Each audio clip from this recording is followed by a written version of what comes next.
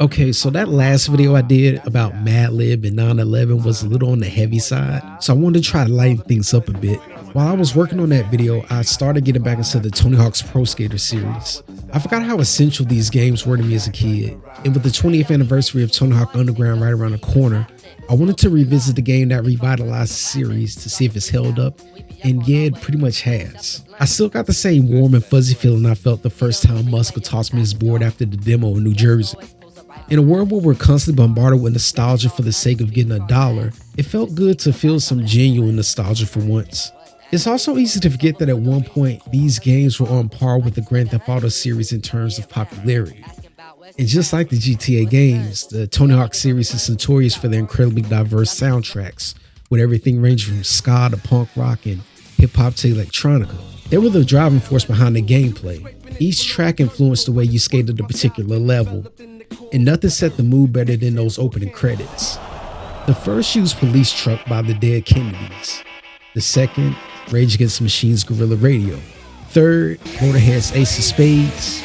And the fourth entry, AC/DC's TNT. And Thug was no exception. As a matter of fact, Thug may have arguably the best intro since Pro Skater 2. The song is A Day at the Races. The artist, a group called Jurassic 5. The track came from their third album, Power in Numbers, released a year earlier. Yo, I'm the hot dog, the runner hottest monologue install, poetic inserts, and yes, y'all. My speech is like holding 2 blocks apiece to outreach that rock police. For anyone unfamiliar, let me give you a brief history. Jurassic 5 is a hip-hop group based out of South Central LA consisting of not 5, but rather 6 members. MCs Akil, Soup, Charlie Tuna, and Mark 7, alongside in-house producers DJ Newmark and Cut Chemist. They formed in 1995 after meeting at the Good Life Cafe, a health food store that doubled as a venue for open mic nights where local up-and-coming artists could hone their skills in front of their peers.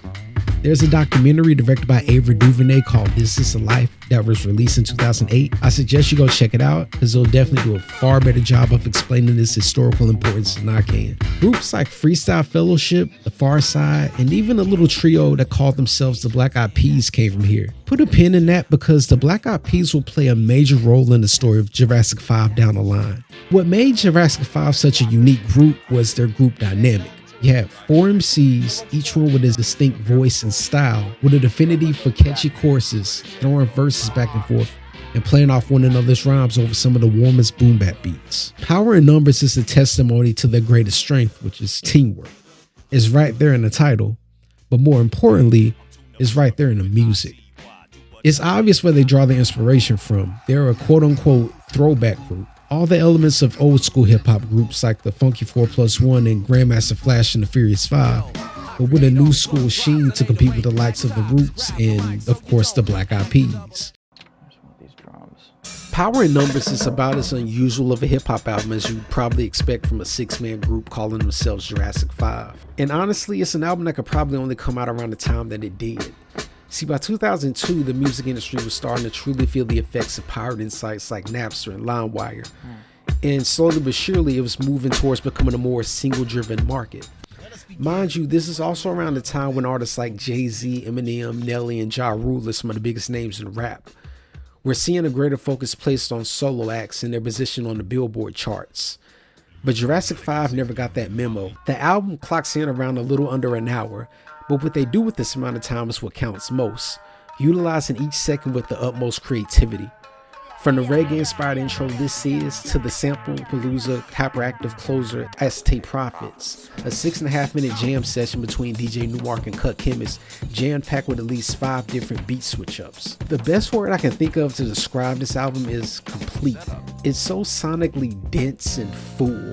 No time is wasted, no rhyme left unsaid, no drums on loop, no record unsampled or unscratched. Production duties are mostly handled by DJ Newmark and Cut Chemist, with additional production from Juju of the New York-based duo The Beatnuts and Saw Rock creative partners. And I swear they throw every single sample known to man into this production. Akil, Charlie Tuna, Mark 7, and Suit meet the production head on, delivering lyrics punctuated with references that range from the Black Panther Party, the Civil Rights Movement, political prisoners, and even a spiritual connection between chattel slavery and the modern-day prison industrial complex. And that's all just in the album's second track, Freedom, which sees the four lyricists wax poetic over DJ Newmark's sparse but soulful vocal chops. Yo, I'm the first candidate to hate. Had to beat on the drum to communicate. For what was to come to those who were hung, they would decapitate the tongue if you would mention the word freedom. Got people screaming free Boomy and Jamal, but 2 out of 3 of y'all will probably be at the mall. I'm heated with y'all, the defeated will fall, incomplete and unsolved when the word freedom's involved. A Day at the Races sounds just as good here as it does on the Thug soundtrack, as the four MCs trade bars at Daytona 500 speeds over this super aggressive David Axelrod loop, alongside legendary MC Big Daddy Kane and Bronx native Percy P. On the next brother stepping to me wrong. I mess around and make a eulogy my theme song. This might seem wrong, but this is a mean song. Crushed like King Kong and just like ping pong. Back and forth, I spit mile and toss. It's time to floss. My verbal affirmation is to always go off. When syllables slide, you'll be enjoying the vibe. When considering pride is J5. But it's the next track, Remember His Name, that's easily one of the best songs on the album, as well as one of the most conceptually creative songs on the album. A vignette where Soup telephones his fellow group members on a dark and stormy night, trying to recall the name of a mysterious figure from his past that's revealed to be death personified by the end of the song. Have I seen this brother before, man? It's either at the liquor store or laundry, man. Like everybody I know dude, but can't nobody remember his damn name, man. I've been knowing him all my life. I seen him with everybody from Shawnee Mac, Yaya, my brother Muhammad. It's like you can't avoid his turn. Oh, yo, hey, you know what? Now I know who homie is, man. His name is Death. The most creative track is immediately followed up with the album's most commercially viable one. Interscope knew the best chance for Power in Numbers to be a commercial success rested on the shoulders of its lead single Was Golden, a feel-good summertime party bop that in true J5 fashion pays homage to the old school but without coming off sounding outdated. I remember this one getting a decent amount of airplay over on MTV2, was featured in a Yahoo Music commercial as well as the 2002 racing game ATV Off-Road Fury. So yeah, it made its rounds commercially, but a chart topper? Nah, that wasn't this one. And it's at this point where Interscope's hand starts to stir the pot a bit, at least in my opinion. Thin Line is a melancholy anti-love song set to a somber Minnie Riperton sample.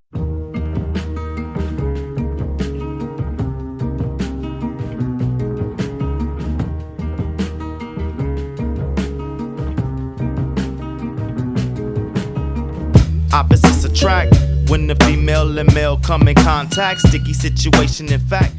Here the four lament over the dangers of romantic feelings creeping into an otherwise platonic relationship between woman and man. And while the song is well executed, it does come off a bit out of place on an album where the artists are doing double backflips off the walls any other time. Nelly Furtado was brought in to lend her radio-friendly vocals on the chorus and the bridge, making the song a clear attempt to pull in a more female-oriented crowd. The next three tracks, After School Special, High Fidelity, and Some of Us, see the album return to its regularly scheduled program of hard-hitting drums and oddly structured sample chops before shifting into DDT, a 42-second freestyle from the Ultramagnetic MC's very own Kool Keith. Connects, perfects insects that crawl and try to bite my rhymes. Pesticides, I'm the double D, combine the T, that's DDT, a chemical more better to burn roaches, germs, mouse, lice, termites, impecunious bugs. This leads directly into easily the album's most volatile and vulgar track, the Juju produced One of Them. Yeah, your image deceives what your people perceive. Some people believe what the media feeds. TV MCs that try to bark hollow, pretend to be harsh fellows, but be yellow and softer than marshmallow. Oh, you want an M, nigga? Homo, I'ma hurt your feelings. Name brand talkers, pretty ass earrings. Where are your women? They ain't see you with one. Only bitch that ever love you gotta call you her son. Yeah, you that nigga, choach ass nigga. No heart, won't even approach us, nigga. So you be humble, man, stay in your place. We the niggas that rumble and get in your face. Oh, you one of them niggas? Concerned here, the mild-mannered MCs put foot to ass, ripping into an industry that was beginning to place more importance on superficiality over lyrical dexterity. When I was young, I used to always listen to this song and wonder, who were they dissing and What did he do to make them niggas that mad? only to realize that they weren't dissing a particular rapper, they were going at their label. And that's what leads into what ultimately ruined Jurassic 5. Truth be told, a group like Jurassic 5 isn't very sustainable. They, like a lot of hip-hop artists that lean more onto the alternative side of the game, have more talent than earning potential. Their biggest fan bases were also outside of the States, and even then, modest at best. And sure, the group's first 3 albums went gold, only they weren't here, but rather over in the United Kingdom. A decent accomplishment for a super lyrical throwback hip-hop group signed to a major label, but not enough to make them a priority. However, there was another hip-hop group on Interscope's roster that would become a huge priority for the label in the following years. They had fair success here and there, but it was in 2002 that the group took a major leap into a more pop-oriented direction, adding a 4th member, a young lady by the name of Stacey Ferguson. And it was at this very moment that the countdown to Jurassic 5's Extinction Level event would begin. 1 year after the release of Tony Hawk Underground, Activision and Neversoft would follow up with the highly anticipated sequel, one aptly titled Tony Hawk Underground 2, and it was fine. Not great, not bad, just okay. See, by Tony Hawk Pro Skater 4, the limitations of the series were starting to show, and the progression made from 1 to 3 was so huge that by the time you got to 4, there was only so much the developers could do to make the franchise feel fresh again. But Thug was a hard left turn they needed to rejuvenate the series, and that worked well enough. But Thug 2 felt more like a step backwards. Instead of getting a game that felt like a true spiritual sequel, what we ended up getting was an attempt to cash in on a Bam Margera mania sweeping the nation at the time. The story of a young skater trying to make his bones in the industry that we got in the first installment was being replaced with all the crude juvenile humor found in shows like Jackass and Viva La Bam and Wild Boys. But by this point, even a 14-year-old nocturnal projectionist had grown bored. And to make matters worse, it was the first game in the series to not feature a live skater montage in the intro, instead choosing to show in-game footage set to the doors break on through to the other side. It was a Tony Hawk game, but a Tony Hawk game in name and name alone, and the first sign of a real downturn in quality. 2 years later, Jurassic 5 released their follow-up to Power in Numbers, Feedback, in the summer of 2006. But by this point, the music industry was fully in singles mode, and the Black Eyed Peas, once a relatively obscure backpack rap group, were now being played on Kiss FMs across the country, humping all over the place. Now, by no means am I a record exec or an A&R of any sort, but I truly believe that the bigwigs at Interscope wanted the same type of success for Jurassic 5, and the album's title tells me that much. Feedback more than likely represents what the group was hearing a lot during this recording. We need a single for the club. You need a song for the ladies, guys. And where's your radio hit? Now mind you, Feedback isn't a bad album. It's actually pretty decent considering everything working against it. By this time, Cut Chemist had left the group to pursue a solo endeavor, so much of the album's production is being handled by DJ Newmark, with some outside assistance from frequent Nas collaborator Salon Remy and former Roots keyboardist and Dr. Dre protege Scott Storch. J5 are doing all the tricks you'd expect from J5, but it all feels so dry.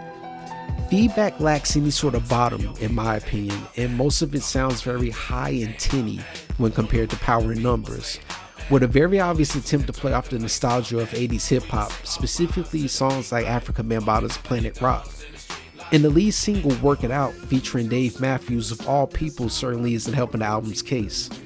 Additionally, when the second song, a desperate plea to program directors to play on the radio, is cleverly titled Radio, it's not hard to tell what Feedback is all about.